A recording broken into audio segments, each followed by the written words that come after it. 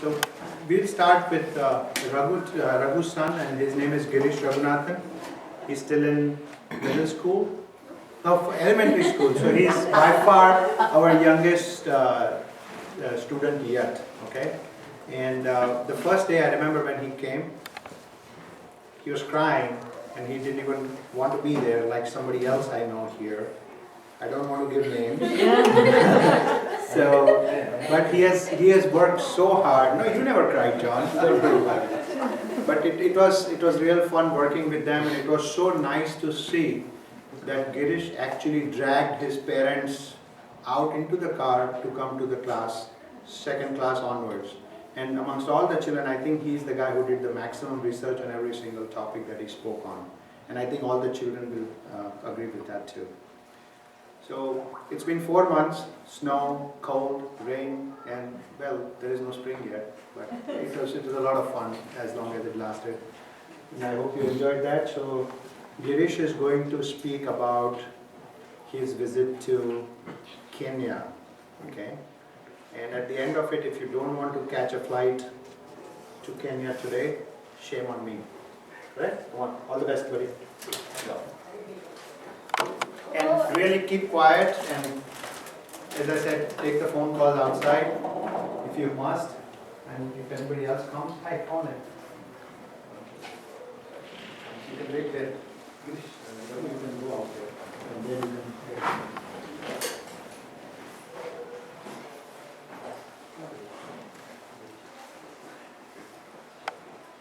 Okay, you go. You can listen to it. Come on, Girish, let's start. Hello everybody, my name is Girish Raghunathan. Today I'm talking about my safari Kenya trip in Africa. Can everybody hear me? Yes, sir. Let me ask you a question. Do you know what you call a lion with a flower on its mane? No. A lion with a flower?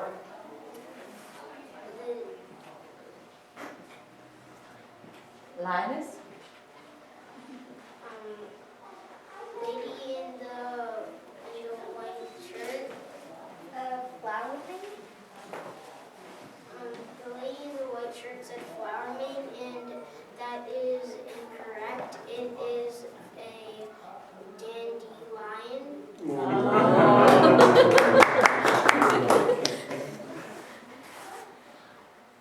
I'm talking all about day 1, day 2, day 3, day 4, and day 5. And on day 1, it was a rest day. I stayed at my mom's college friend's house in Nairobi, the capital of Kenya. In Nairobi, I slept there until it was day 2. Day 2, the journey began. My tour guide, Joe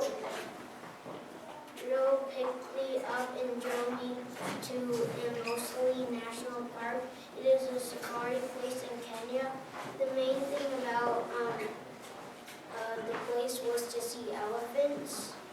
When I just got there, I rented a campsite and I slept there for about 20 to 30 minutes.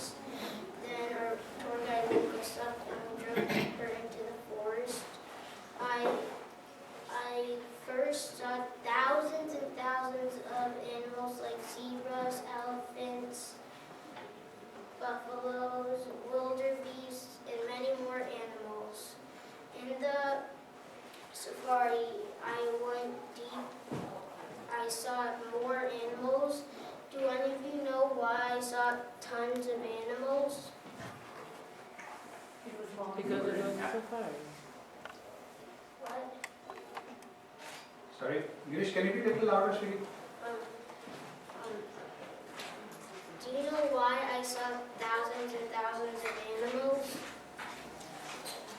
The lady in the pink shirt, sweatshirt. Because it was morning when you went there? The lady said it was morning, but it was actually because it was the migration time.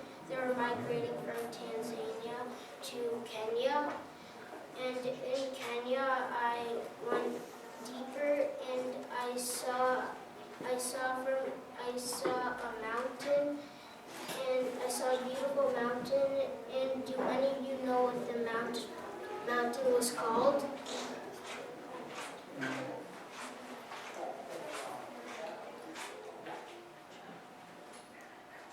Come on, guys. Come on, next around. Serengeti? Kilimanjaro? The gentleman said Kilimanjaro, and that is right.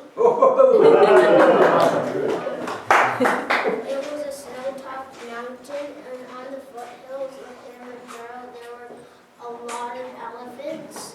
And when I saw there was elephants trying to cross the road, and they made a really creepy sound. Like, so I think that they made a sound to make us move back. So it moved 20 feet for them to move away. And when we drove more deep in the forest, and I saw hyenas, and I think the hyenas were out of their den because they were trying to find food to eat.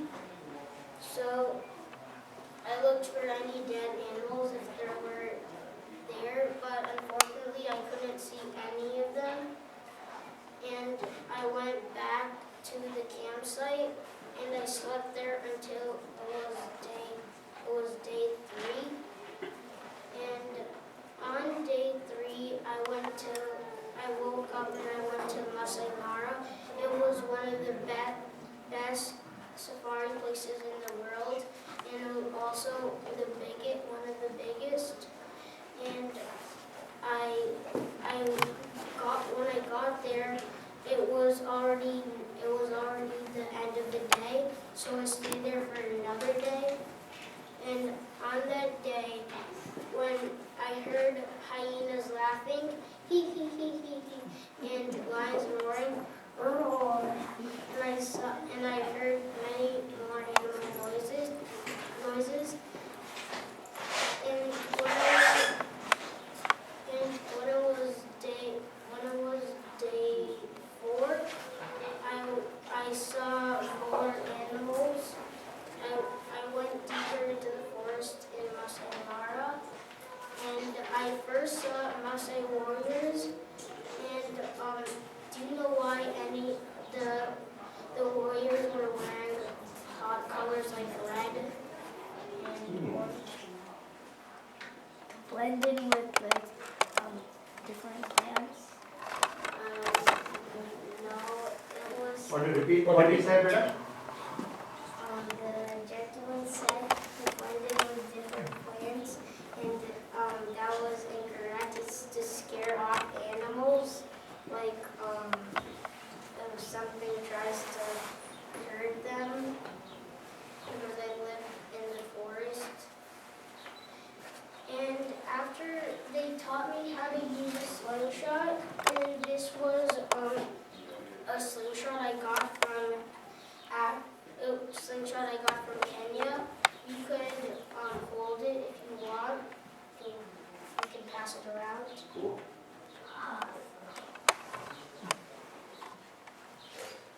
And make sure you give it back to him.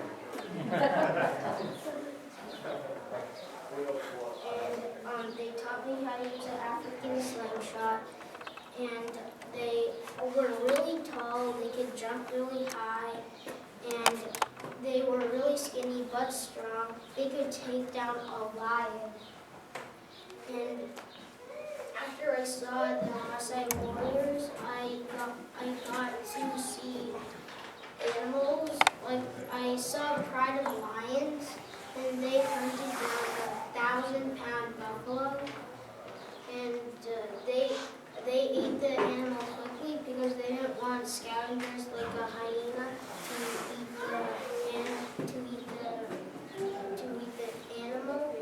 So that's why they ate it quickly.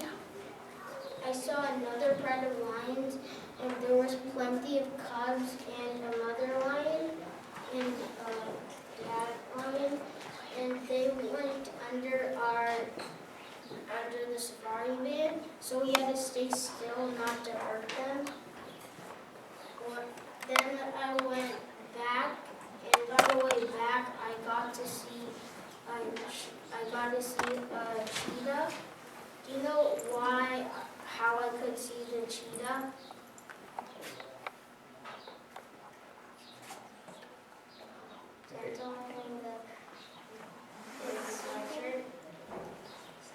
Get up and speak. It was missing? No, it's because it was spotted. Oh. Spotted. And when I went back, I went to sleep in my campsite, and then it was the last day. It was day 5. It was day 4 that we slept there, and I saw a lot of scary noises. It was the scariest place it was the scariest safari I ever went to, and it was then I woke up and I slept and woke up and it was day 5. Day 5 was the last day of our journey, and when I was going, when I was going to my washer clearly, it took about a half day, and I went on the walking safari and the night safari. And do you know how Crater Lake was formed? Gentlemen in the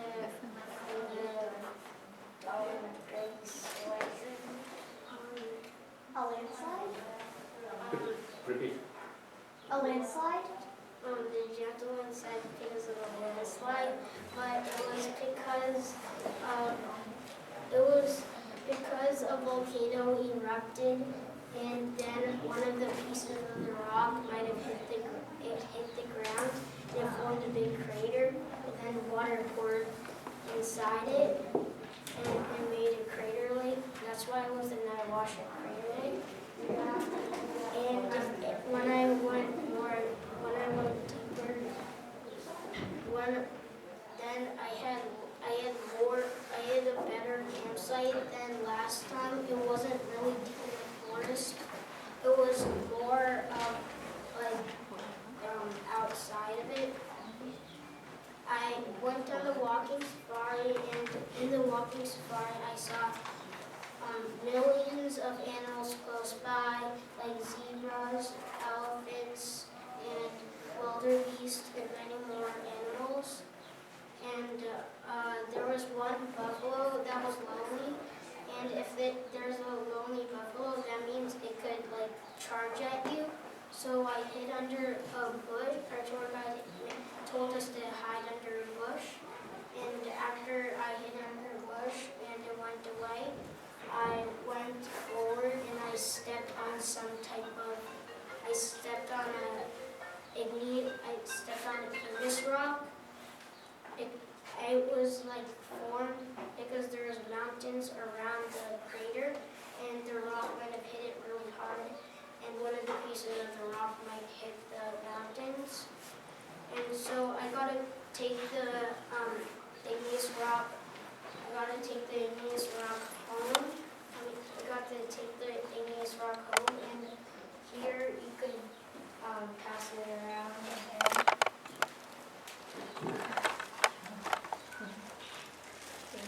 That and the slingshot together will make a.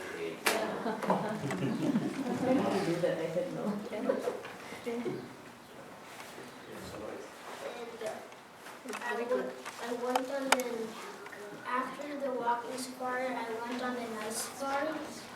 And on the night safari, I saw tic-tacs, I saw hippos, I saw lots of animals sleeping. And the animal that I really wanted to see was the leopard, but unfortunately I couldn't find the leopard.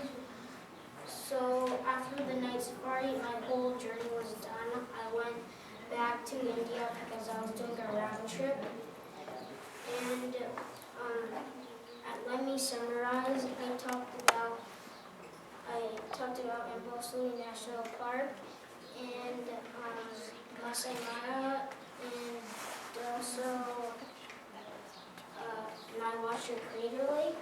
And I need to tell you an important message. That when I went to Kenya, I got to see some the orphanage, and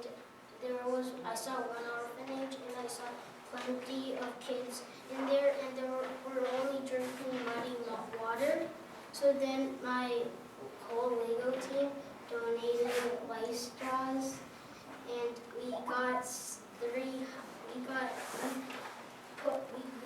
70 lice straws. We donated it to the people in Kenya because they needed to purify the water to drink it clear. You could use it for 5 years or 3. I don't know how much years you could use it for, but it's for drinking pure water out of a pond, like in Kenya, if you have no water, and you would purify it to get so you don't get sick from drinking that muddy water in Kenya. And after the life straw, it was. Do any of you have any questions or comments?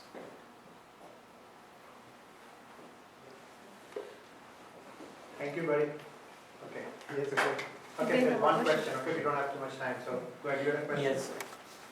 See, you didn't get to see the leopard. I went to go back to Kenya to see the leopard again. I don't know if I'm going Repeat the back. question, what was the question? The gentleman said, did you go back, are you going to go back to Kenya to see the leopard? But I don't know if I am going to go back to Kenya or not.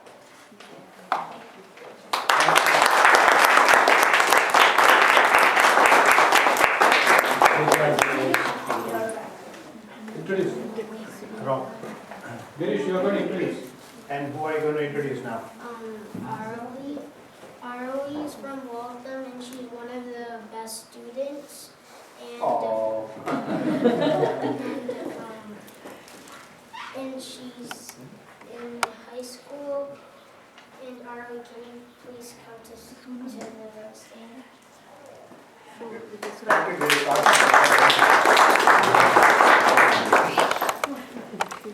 Okay, hello everyone. My name is Arohi Shah. First of all, can everyone hear me all right? Yes. Great. So today I'm going to be talking about my journey through Hindustani classical music. So first I'm going to talk about why and how I started this, as well as some early memories and stories I have. Then the pros and cons to how I've learned Hindustani classical music. A special moment I had about 4 months ago in India, as well as about passion in general. So let's get started. I started learning Hindustani classical music when I was 6 years old, about 10 years ago. I started learning because my name is Arohi, and it derives from the word Arohu, which means ascending in music. So my parents thought that why not put her in a musical program, and so she can learn. It can be like connected with her name.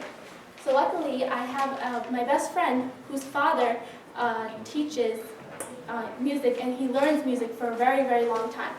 So 6 years old, I started learning with him on Tuesday nights at 8:30 at night. So when you're a kindergartner, you tend to get sleepy around this time. So I remember one time we were learning up to the notes ba, sa re ga ma pa. So when you're learning up to ba, when you learn notes in general, actually, you're supposed to repeat it over and over and over again. So that's what I was doing, and I was getting tired, so I was like, let me just close my eyes. I won't doze off or anything, and of course I did. But the thing is that I kept singing while I was sleeping. So apparently, when he told us to stop, I was still singing, and he's like, Arohi, what are you doing? Are you sleeping? And he's like, wow, you sing better in your sleep than you do when you're awake. So then, another thing is being an ABCD, American-born confused Desi, you don't pronounce T's and D's correctly all the time. So for the note H, can anyone guess how I was pronouncing it in the beginning? A young lady in the white dress? Duh. Duh, yes, that's correct. So I was pronouncing it duh. It took me a long time to figure out how to say it right.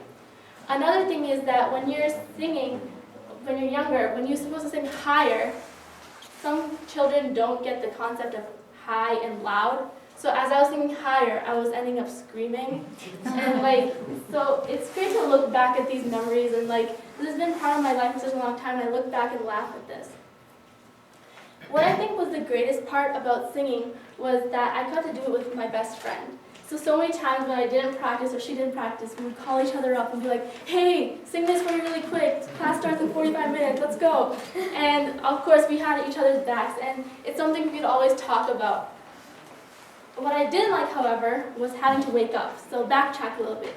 Several years ago, I started learning from a teacher in Saudi Arabia over Skype. And because of the time difference, I have to wake up at 5 o'clock in the morning in order to take her class. So this is on Tuesdays and Thursdays. So when you're singing those high notes, many times I end up waking up my family. And on top of that, because I'm really tired, I'm yawning. So that's always a difficult part. But it's okay because my teacher wakes up from her nap at the same time, so we're both yawning. No big deal. So that's what I sometimes didn't like. So a few months ago, I stopped taking Gurukul. Actually, the local teacher that I learned from, her name is Gurukul, by the way. And I had to stop taking her classes because workload was getting kind of heavy from school, and it takes 45 minutes to drive there and 45 minutes back. So I was like, okay, I'll continue with my teacher in Skype, and it's okay, I'll just stop for now. And in India, about 4 months ago, I was at this really nice hotel in Bangalore called the Leela Hotel, and I saw a flute player and tabla player setting up. This was really late at night, so we were all really tired from walking around with my family. And something stopped me. I was like, okay, let me stay and listen. And of course, they started playing my favorite rag. I want to see if anyone here can guess what rag it is. So it starts with a B, and it's always the rag that you end with whenever you're performing anything. Does anyone know? Yes, gentleman in the white shirt? Bhairavi. Yes, so the gentleman in the white shirt said Bhairavi. That is my favorite rag. Now, one more. This one, it might be difficult, but there's this old movie, 1938 movie, called Street Singers, and there's a very famous song from there that is in Bhairavi. Does anyone know? Anyone? Bayesh uncle? Oh. Okay, just for the record, I'm not that old. Yeah, but this song actually pretty much summarizes and epitomizes Rag Bhairavi, and the one is Nahi har chhoto hi jai. And is that the right answer? Yes, that is the right answer. So that's, if you haven't heard it, then definitely look it up. It's a really great song.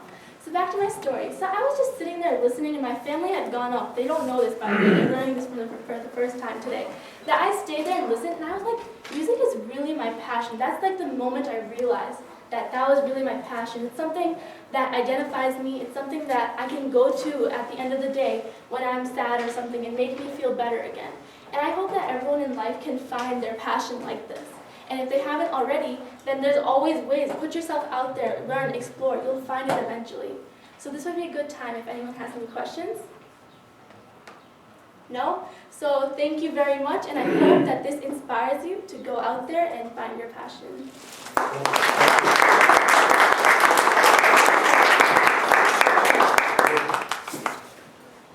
Should I introduce them? Yeah. Do you remember who you're doing? Right? Yes, yes. Okay, good. So next, it is my pleasure to introduce Azan Merchant. He simply adores the game of basketball, and he is very athletic. He is an 8th grader at Sharon Middle School, and he is on his way to high school. So good luck, Azan.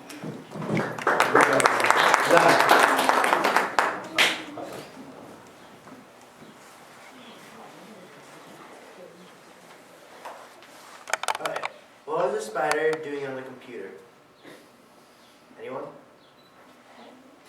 Spinning a web. Lady in the pink jacket. Creating a website. The lady said creating a website, and that is exactly correct. Oh. Good morning, my name is Hassan Merchant, and I'm going to talk about the evolution of technology throughout the century. So before I officially begin, I want everyone to close their eyes. And I'm going to say a word, and I want someone to say what they want to say, like right after I say the word. Ready, set, virus. What do people think about after I said that word? Smallpox. A problem in a system. The little kid said a problem in the system. Anyone else? Little lady. A sickness that you get. She said a sickness that you can get. Lady with the purse. 3 idiots. Background. What? 3 idiots. The lady said a Three Idiots movie. Okay. And lady in the back corner. That was a good one. Something bad that affects my computer, and my husband tells me not to download stuff because it'll get a virus. She said something that you should not download the computer because then your husband will yell at you. These are all great suggestions. What I was aiming for was the computer one because a long time ago you would only recognize virus with like a disease or something, but now that term affects a computer as well.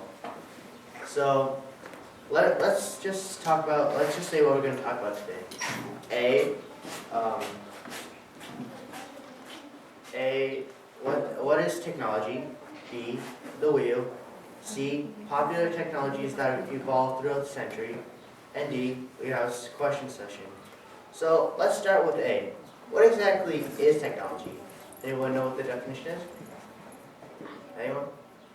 The definition is simply the branch of knowledge that deals with the creation and the use of technical means with life, society, and the environment.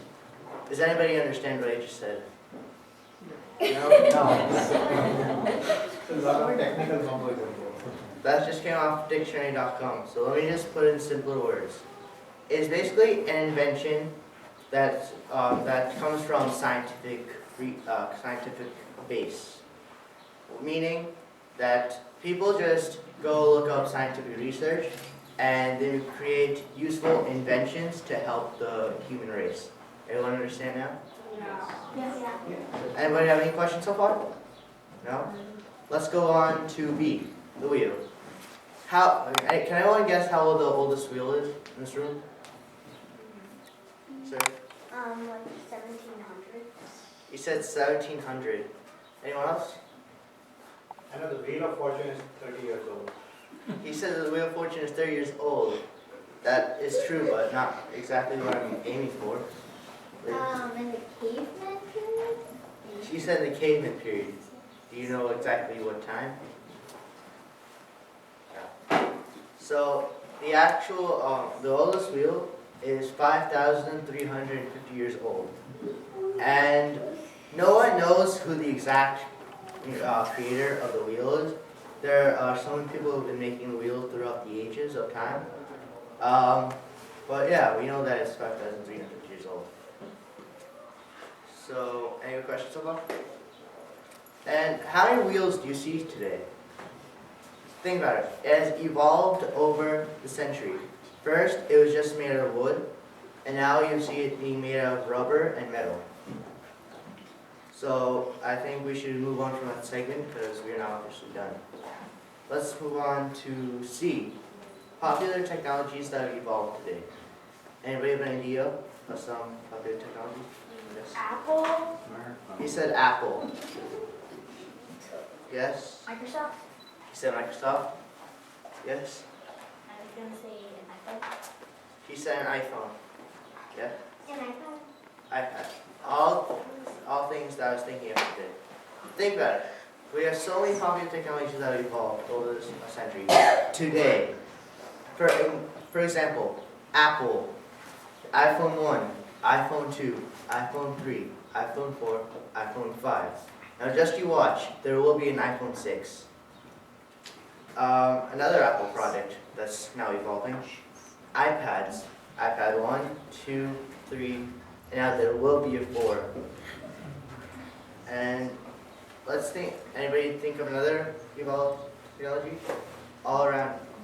Yes, sir? Xbox One. Yes, sir says Xbox, and that is exactly correct. Xbox 360, and Xbox One. All evolved over the century. Yes, ma'am? Smartphones. Smartphones have also evolved. Phones in general. First, we used to have those flippy phones, where you had to like flip the cover off. That took so much work. Then you had those like slide phones. They had to like slide the cover. Also exhausting. And you have to it's perfect for texting at the time. And now, what you see today, we can like actually touch the touch screen. It's so amazing. Just to be sure you don't leave any fingerprints on it. So, yeah, even though I used the wheel, first we used it for like moving heavy objects like heavy boxes. And now we're using it for much more advanced things like cars, bikes, motorcycles. Wow. See how far we've come throughout the years? So, I think that's sort of the end of my speech. Does anybody have any questions? I have a question. What is your second most, not the most favorite, what is your second most favorite technology piece? My second most favorite technology piece? That would probably be video games. I am a video gamer, that's my second favorite technology. Yes, sir? Are you planning a career in technology? He asked, am I planning a career in technology? Maybe. My dad is an engineer, and he does deal with some technology stuff, so maybe it's just in the family genes. Other than yelling about viruses.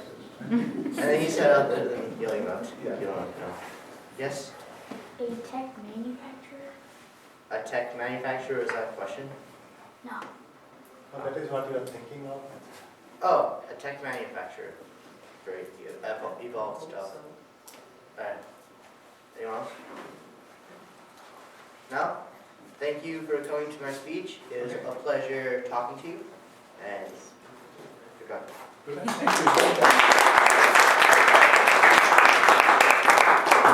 Come on, you prepare.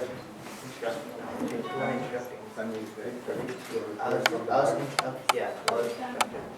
So it is now my pleasure to introduce a great woman who is on her iPad at the moment, and she is really loud, and she gives a great speech from time to time, and gives a great deal of information. Stanvi, good luck.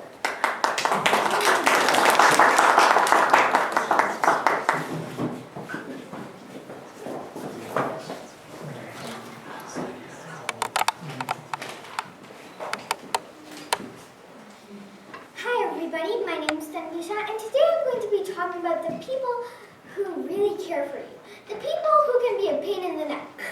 The people who will always be there for you. Today I'm going to talk about family. Can everybody hear me first of all? Yes. Okay. Some of the things I'll be talking about today is what family does for you, what you can do for your family, the awesome opportunities that they give you, and some amazing moments that you can spend with them. Okay, so before I begin, I have a question for you guys. There was a girl, her name was January. Her mom had 4 kids, January, February, March, and what was the 4th one's name? What do you think was the 4th one's name? Young lady in the pink jacket? April. The young lady in the pink jacket said April, but sadly that is incorrect. It is what, since what was the 4th one's name. Get it? Oh. So,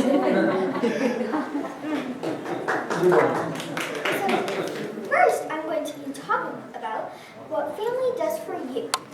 You know, there are so many things that your family does for you, and you may not even realize it. Such as, your mom probably cooks for you. Your dad probably helps you understand things that you can't understand. Your older siblings probably help you out in homework and things like that. And you may be wondering, what can a younger sibling who's like 2 years old do for you? Well, I'm talking here from experience. And I know that when I come home from school every day, my 2-year-old brother is just waiting for me to come. Waiting right outside the door, and as soon as I step through, he just jumps on me and gives me a ginormous hug. And it just feels so good, I just can't explain it. And when I'm sick, even though I'm worried for him that he'd get sick, he comes into my room and just gives me a hug and climbs up on my bed and jumps on me. And although it hurts when he jumps on me, it works more than any medicine I have ever heard. So now I'm done talking about what family does for you, but what can you do for your family? You know, there are so many other things that you can do for your family to make their life kind of easier. You know, you can put the placemats on the table so it's easier for your mom to put the food on. You can help your dad outside with some yard work so he's not the only one running around. And you can help an older sibling by doing some little chores for them or just asking them if they need help with anything. And for younger siblings, you can just play with them or teach them something new. Okay, now we're done talking about what you can do for your family.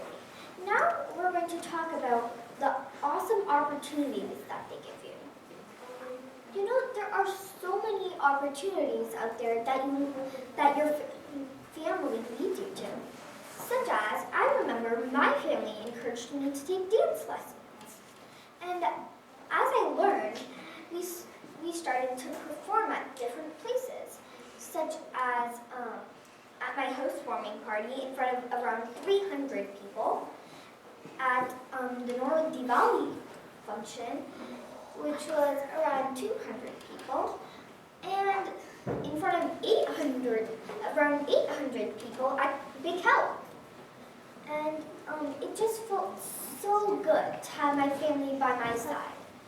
Even though I may have made a few mishaps here or there, maybe,